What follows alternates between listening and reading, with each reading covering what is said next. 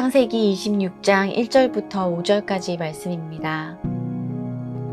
아브라함 때에 첫 흉년이 들었더니 그 땅에 또 흉년이 들매 이삭이 그랄로 가서 블레셋 왕 아비멜렉에게 이르렀더니 여호와께서 이삭에게 나타나 이르시되 애굽으로 내려가지 말고 내가 네게 지시하는 땅에 거주하라.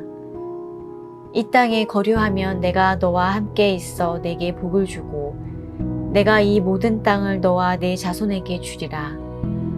내가 내 아버지 아브라함에게 맹세한 것을 이루어 내 자손을 하늘의 별과 같이 번성하게 하며 이 모든 땅을 내 자손에게 주리니 내 자손으로 말미암아 천하 만민이 복을 받으리라.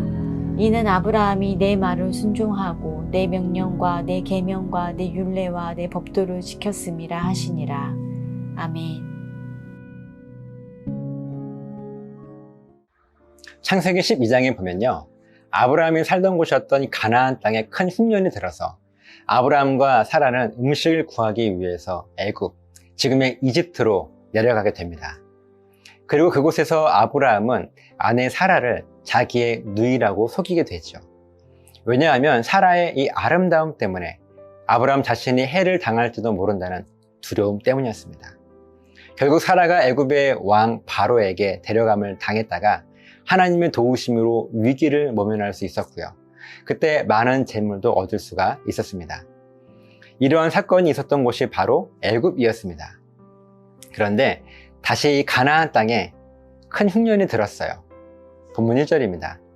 아브라함 때 첫 흉년이 들었더니 그 땅에 또 흉년이 들매 이삭이 그랄로 가서 블레셋 왕 아비멜렉에게 이르렀더니, 이 가나안 땅에 흉년이 들자 이삭은요, 그랄 지역의 블레셋 왕 아비멜렉에게 갑니다.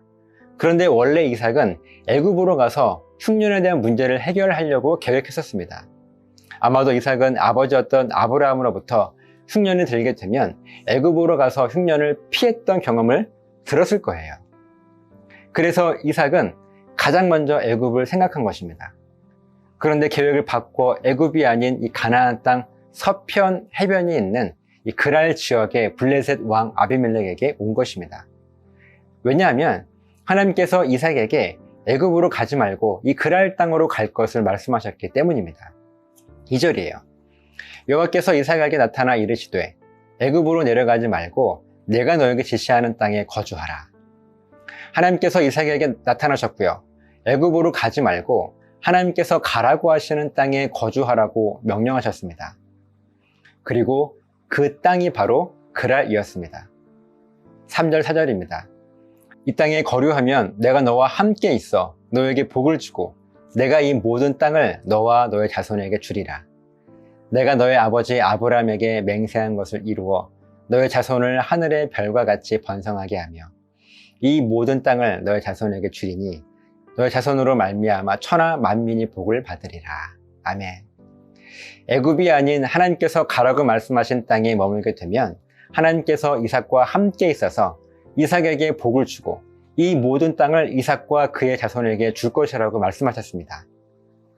하나님께서 하신 이 말씀을 듣고 지금 이삭은요, 애굽으로 가려 했던 그 모든 계획을 바꾸어서 이곳 그랄 땅으로 왔습니다. 그렇게 하나님께서 하시는 말씀을 듣고 이삭은 순종했습니다. 그저 순종한 것 뿐이었는데 하나님은 이삭에게 놀라운 복을 선포해 주셨습니다. 그리고 그 복은 아버지 아브라함으로부터 이어진 축복이었습니다. 5절이에요. 이는 아브라함이 내 말을 순종하고 내 명령과 내 계명과 내 율례와 내 법도를 지켰음이라 하시니라. 하나님께서 이삭에게 하시는 말씀이요, 지금 이삭 너에게 이 모든 복을 선포한 이유는 너의 아버지인 아브라함이 내 말을 순종하고 내 명령과 내 계명과 내 율례와 내 법도를 지켰기 때문이라고. 그렇게 너의 아버지의 신앙 고백이 얼마나 온전했는지를 다시 한번 이삭에게 강조하고 계십니다. 그런 이삭에게도 이 온전한 신앙 고백을 요구하고 계신 거예요. 사랑하는 여러분, 그렇다면 하나님께서 원하시는 이 온전한 신앙 고백은 무엇일까요? 오늘 하나님은 이삭에게 너의 아버지 아브라함의 신앙 고백이 온전했던 것처럼 너도 온전해야 한다고 말씀하시는데, 어떻게 해야 우리들의 신앙 고백이 온전할 수가 있겠습니까? 흔히 우리들이 오해하는 것이 이 매일 성경을 묵상하고 시간을 정해서 기도하고 말씀에 순종하기 위해서 애쓰고 정해진 시간에 교회에 가서 예배에 참석하며 신앙생활을 잘하면 우리들의 신앙 고백이 온전해질 것이라고 생각을 합니다. 물론 아주 틀린 말은 아니에요. 하지만 이 방금 말씀드린 모든 것은 신앙 고백의 결과적인 행동일 뿐인 거예요. 우리 하나님께서 원하시는 이 온전한 신앙 고백은요, 내가 무엇을 얼마나 하고 있다는 이 행위가 아니라 나는 하나님 앞에서 아무것도 할 수 없는 존재인 것, 나는 늘 실수하는 존재이고 내 힘과 지혜는 결국 실패할 수밖에 없다고 하는 그 고백입니다.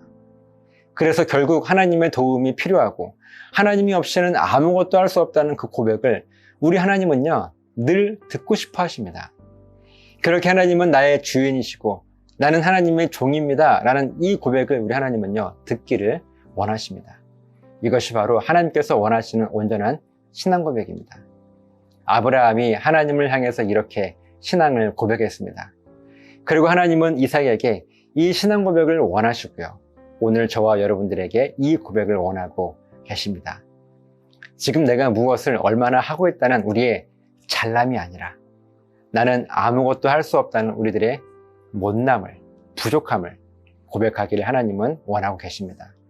그래야 하나님께서 내가 너와 함께 있으니 아무 걱정 말라고 우리들을 찾아와 응답하시지 않겠습니까?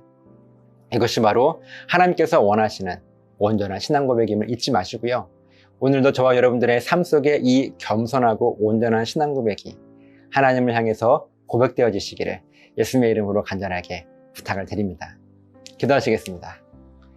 거룩하신 아버지 하나님, 하나님을 향한 온전한 신앙 고백은 우리의 잘남을 드러내는 그런 고백이 아니라 오히려 우리들의 못남, 부족함, 우리는 아무런 능력이 없음을 고백하는 것, 그래서 하나님의 도우심만이 우리들에게 필요하다는 이 고백이 온전한 신앙 고백인 것을 깨닫게 하셔서 하나님을 향하여서 이 귀한 신앙 고백으로 인하여서 늘 하나님 앞에 응답받을 수 있는 그런 귀한 삶을 살아갈 수 있도록 도와주시옵소서. 감사드리며 축복하며 예수님 이름으로 기도드리옵나이다. 아멘.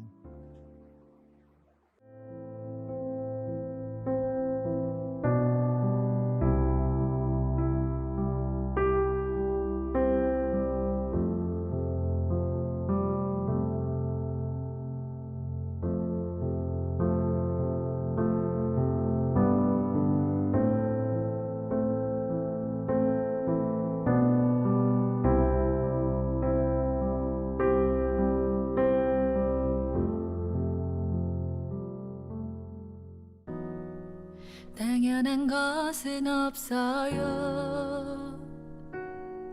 아침에 일어나 눈을 뜨는 것, 아이들의 웃음소리를 들을 수 있는 것, 사랑하는 사람과 눈 맞추는 것, 하루의 끝에 돌아갈 집이 있다는 것, 이 모든 것이 결코 당연하지 않아요.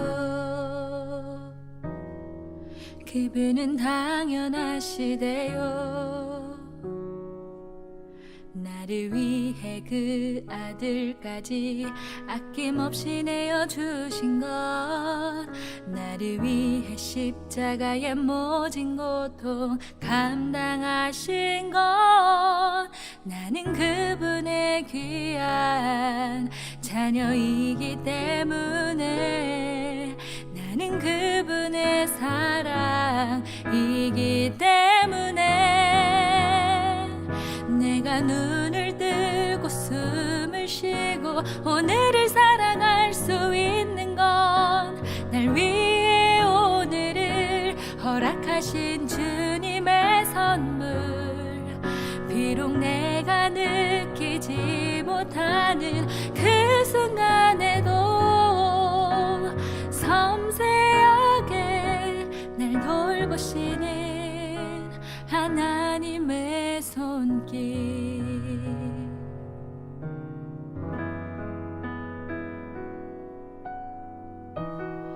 그분은 당연하시대요.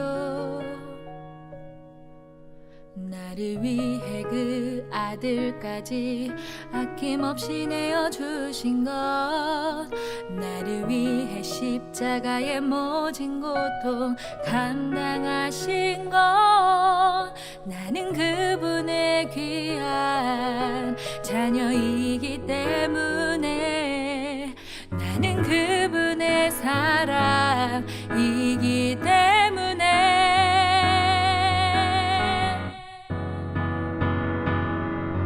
내가 눈을 뜨고 숨을 쉬고 오늘을 살아갈 수 있는 건 날 위해 오늘을 허락하신 주님의 선물.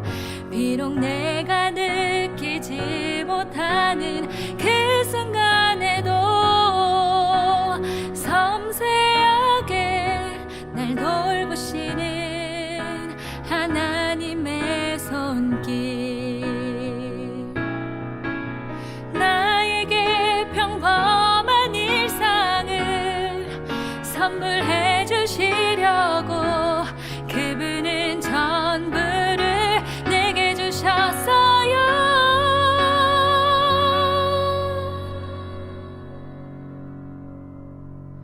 내가 눈을 뜨고 숨을 쉬고 오늘을 살아갈 수 있는 것, 내가 눈을 뜨고 숨을 쉬고 오늘을 살아갈 수 있는 건 날 위해 오늘을 허락하신 주님의 선물. 비록 내가 느끼지 못하는 그 순간에도 섬세하게 날 돌보시는 하나님의 손길, 섬세하게 날 돌보시는 하나님의